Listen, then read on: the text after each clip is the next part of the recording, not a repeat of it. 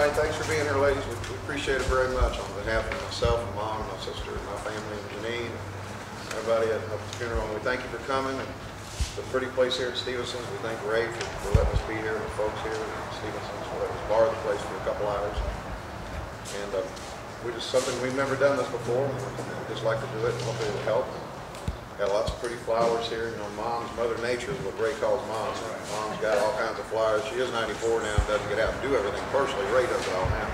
But she does get to go out and enjoy it all and see all the pretty things that's at her house. All these things here are at her house. He was just there this past week. We thank you for coming, and hopefully you can learn a few things that you might be able to do at your house, you know, in memory of your loved one that's passed away. I'm going to turn it over to Ray. We thank you very much. Thanks, Ray. Mother Nature is funny.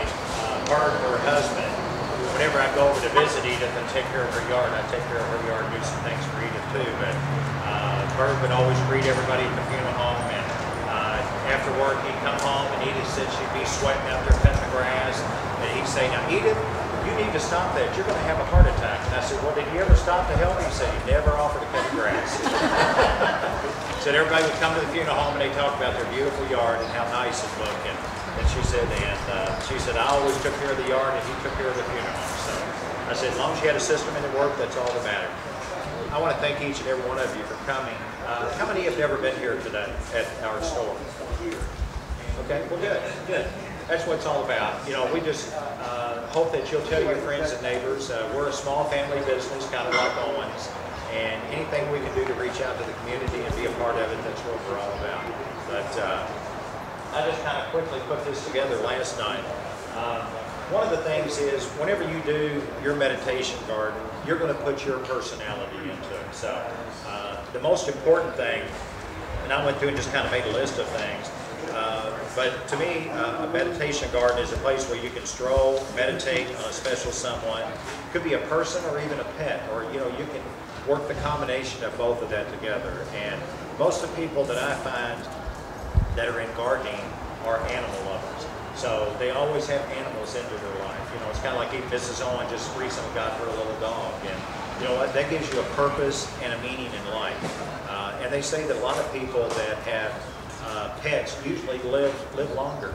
And if you've lost a loved one, and maybe you're grieving or you want some companionship or whatever, you know, that pet, even though it's something that you got to maintenance and you got to take care of, it's something that that loves you unconditionally. So whether you're doing a meditation garden, maybe you want to work some bird feeders back into it, and you want to invite nature back into it. I know Miss Owens one day, she said, you know, I got this beautiful backyard, but I never have any birds.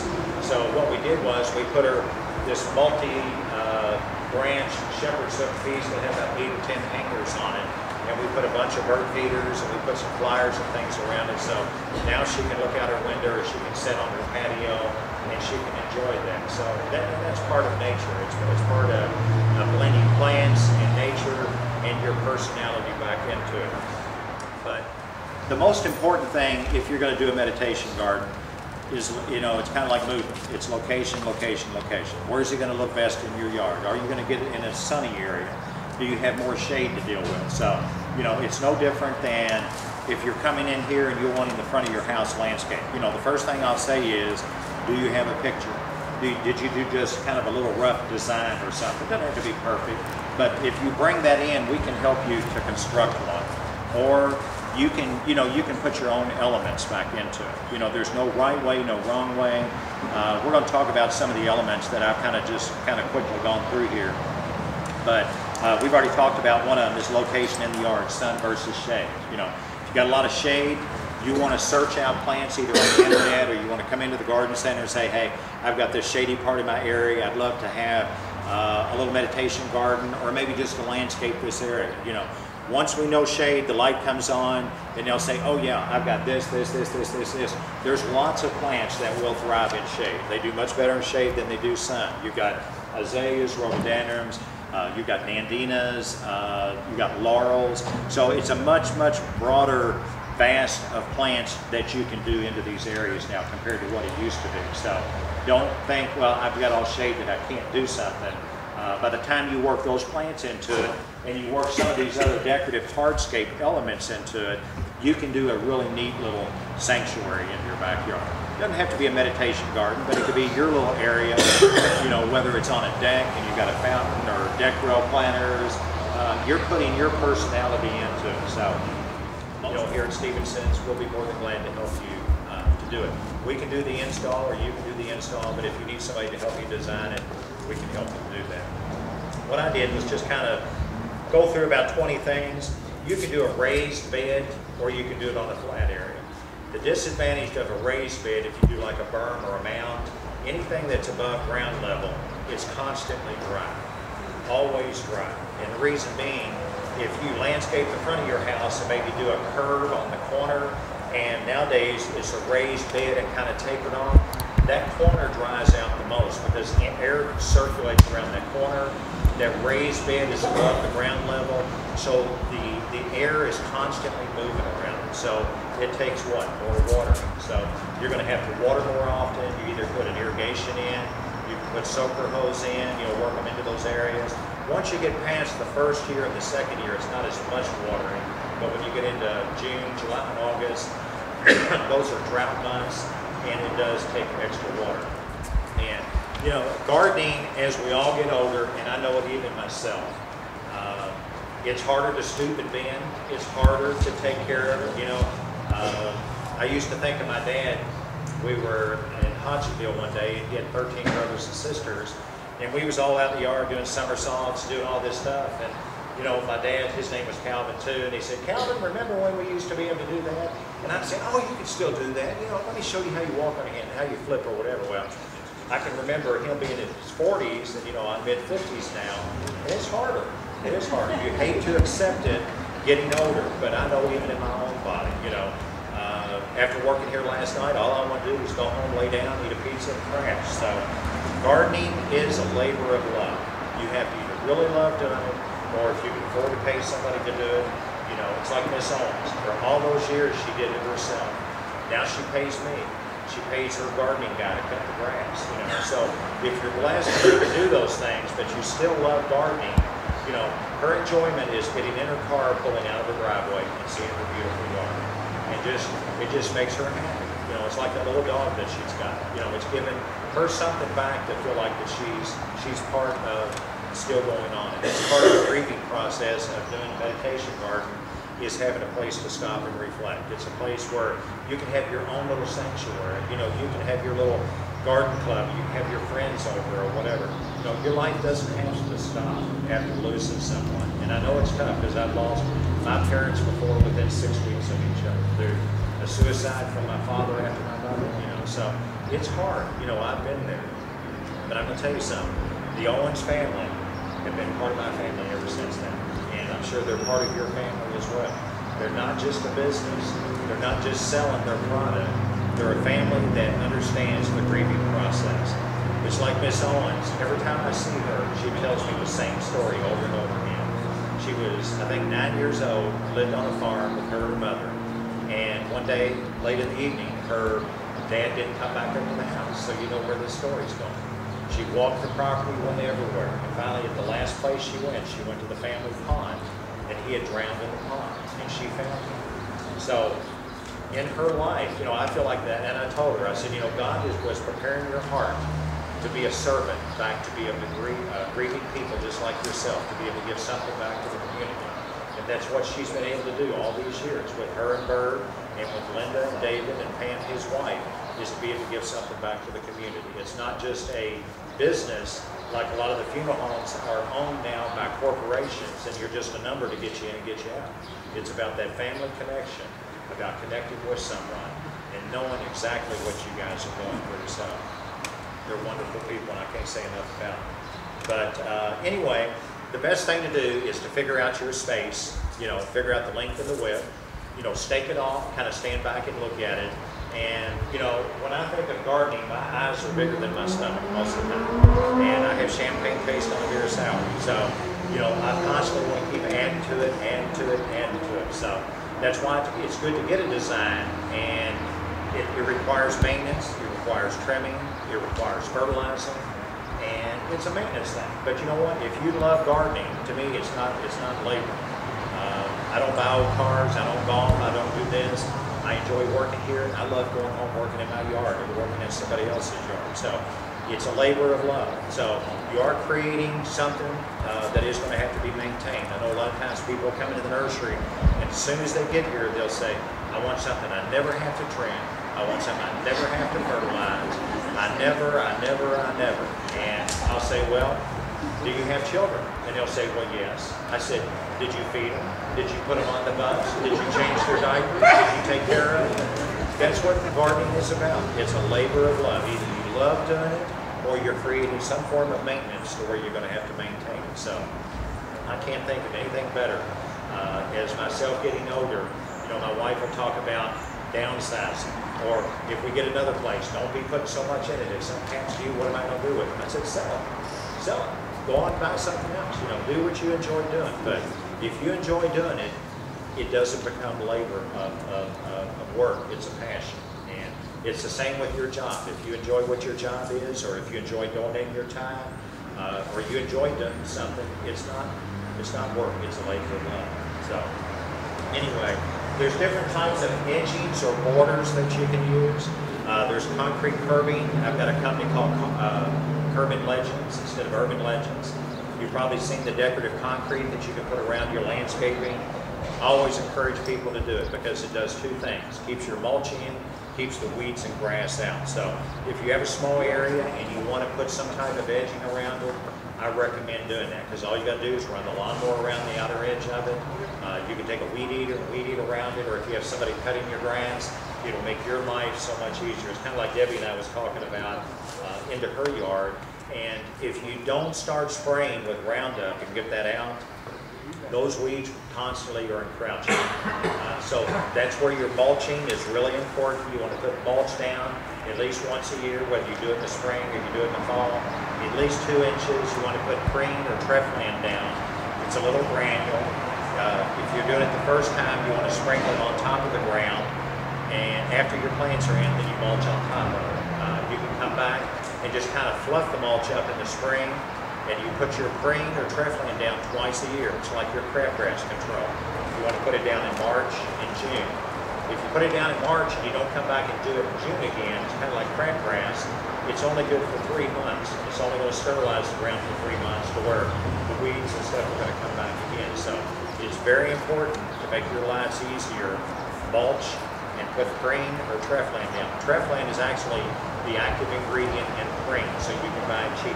Concrete edging normally will cost you about $6 to $8 a linear foot. So that's a linear foot, 12 inches. So once you got the area kind of made out, or if you got your design put together, you always want to do your planting first and then do your edging last. If you call somebody out and you have them give you an estimate on putting the concrete curbing in, I always tell them, put your landscaping in first and then do your curbing, unless you stake 4 corners of where you want it to go. It's no different than if you're going to landscape the front of your house. I always tell people put the curbing in last because they don't know the size of the area of what you're going to do, and they'll restrict you either to too small a space or too big of an area. So do your planting first, then come back and put your edging in. So mulch is probably one of the most important things you can have into your landscaping area, whether it's into your front yard, and there again, you're buying your personality. Whether you're doing a rock mulch, you're doing a grade A cypress, grade A cedar, that's probably 2 of the most popular. It's probably one of the more expensive ones, but you can fluff it, turn it over, and you can usually get about 2 seasons out of it. I use what's called Solite or Kenlite into my landscaping because I have a lot of large areas, and I don't want to have to spend the money and the time, the labor to constantly be putting cypress mulch down. So it's called Solite. It's actually shale that's baked, and they bake it like popcorn. The longer they bake it, it's more black. The shorter the time, it's more of a beigey brown, rust orange color. I've used it all into my landscaping. Valley View Church over on 3rd, by the church, we've used it in all the landscaping. It has its drawbacks. If you have kids, they like to play in it. Grandkids, they like to play in it. Mine do. They kick it out when they leave. I kick them out, and I go and kick the gravel back in your bed. So the beauty of it is you don't have to do it over year after year. You can put fabric down, or you can put the rock on top of a lesser expensive mulch that maybe you've already had down. There again, the curbing helps to keep it into place, so you're buying your personality. Into this area, there again, if you're doing a small space, I would use not necessarily a rock mulch, but I would use a concrete curbing or some edging. I'd use something that you can get in and move around real easy in, whether you use grade A cypress or cedar, or if you like dyed black mulch or hardwood mulch.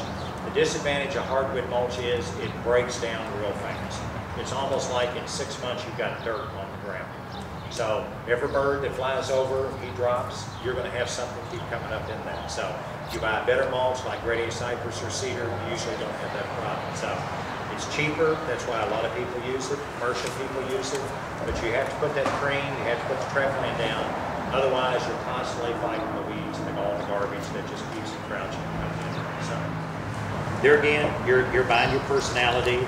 If you want to work stepping stones or natural concrete, exposed pebbles, creek rock, you can do different things like that into it. Or if you want, and there again, as we're all getting older, and you don't want to have to feel like that you have to focus on a particular point to be able to walk into it, just mulch it. Just use the mulch to walk around. I started to mulch this, put stepping stones into it, and I thought, you know what, it's hard to stay on a path or a different way of doing it. So whatever works out best for you, there is no right way, there is no wrong way. It's just whatever effect that you want to give it. And a safety, always think about safety too. As far as putting vines or ivy or different things that you might snag your feet into, as far as walking into it. Always have a clear path or an area where you can get in and trim and maintain. If you have perennials, they're going to die down, they're going to come back next year. Always mix some annuals in with it. So when the perennials go out of bloom, you're going to have annuals out here that are going to flower, and it's all about having constant color in there. So there again, you're doing your personality. You always want to have a bench or some kind of a chair, some place where you can go and sit. Doesn't matter. Statuary, if you have a religious figurine, St. Anthony or, Mother Mary or whatever it could be trolls or little elves or, it's your personality. And the neat part about doing this type of thing, usually into the front of the house, you don't do as many of these things. So the backyard is kind of your sanctuary. So, if you're into Snow White and the Seven Dwarfs and you want to do them in the middle of it, hey, whatever floats your boat. It's your world. You're creating your sanctuary. So whatever you like, you can go with a concrete lady, or you can put a nice fountain into it, or a figurine, or, it doesn't matter. You're doing your personality. There again, water features. I think anytime you can hear water running, it's just tranquil. I've got a waterfall in my backyard, and I love coming home and just turning it on and just hearing the water. Just to hear the water, doesn't matter. It could be a little fountain, could be a tabletop, could be a big fountain, could be a stream or something running, just anything with water. Where do you get those things, or what are they called, that you put them in the middle of a bird bath and it makes noise? It's kind of, you know what I'm talking about? I saw it online, and I forgot what they call it. It's supposed to track birds. Yeah, I don't know if it's battery or you have to plug it in. What is it? I can't think what it's called. Yeah, there's so many things always changing. Yeah. Even to, you mentioned the bird bath.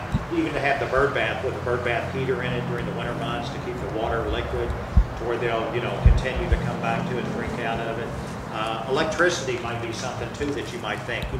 I don't have electricity in this area. So before you put the cart before the horse, those are things that you might need to incorporate, or have an electrician come over and make sure that it's UV shape or UL shape towards grounded, where you've got a place to put a fountain or something like that, or maybe you can run a cord off of a deck or something like that. But to me, to have water and to have like the wind chime, music of the spheres, just to have that, it just creates, you're creating a whimsical, tranquil environment. That's what that's all about. So it's your personality. There's so many different elements, that you can put into this. So many hardscapes, so many plants. You'll find that you'll constantly be adding something or taking something around. It's no different than rearranging your house, with the hardscapes part of it. You can change it around, make it more fun, more exciting. The shepherd's hooks, the hanging baskets, all of these different things. a swing or a glider. Debbie had a swing that was in hers. You know, I love a swing. We got a big double glider in our house. And it's just a neat place to sit and to just, you know, you can read a book, you can prop your feet up, you know, it's your world, it's your sanctuary, and that's what you're creating. So you maybe have a pergola, you can have a hanging swing into it. So it's whatever you want to sit in. It could be a swing, a glider, a hammock, anything like that, it's a resting place. The little inspirational stones, you can buy those anywhere. If you go to the peddlers malls, they have them. Anything that maybe you received. I know there was a lady one time, and I went to her house to do a landscape design, and she had all these different stones and all these different things that she received from the funeral, and they're all well and nice. Those are things that you can incorporate and put back into that. You know, most of the time you'll split those up amongst family members. Somebody personally sent that to you. It has a remembrance to you. You know, there's little easels that you can set them up on. There's little stepping stone, decorative ones. You can set them on a bench. You can put them wherever you want them. But, you know, there again, you're saving that memory. And I always tell people, I'd much rather send a plant or something inspirational to the funeral, because it's something they can take home with them. Flyers are going to die. Flyers to me are something that you send to somebody while they're living.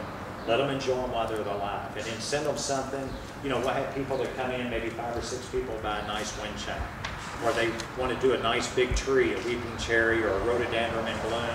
It's a memorial of something that you can plant in the yard, that every time you pass it, you'll say, you know what, I remember Mom, I remember Dad, I remember Aunt so-and-so, or maybe I had a family pet and I planted this in memory of them, you know, so it's a good thing. There again, bird feeders, hummingbird feeders, sundials, gazing balls. The lady that typed this up, she put whirly giggles, and I asked her, I said, Kelly, do you know what a whirly giggle is?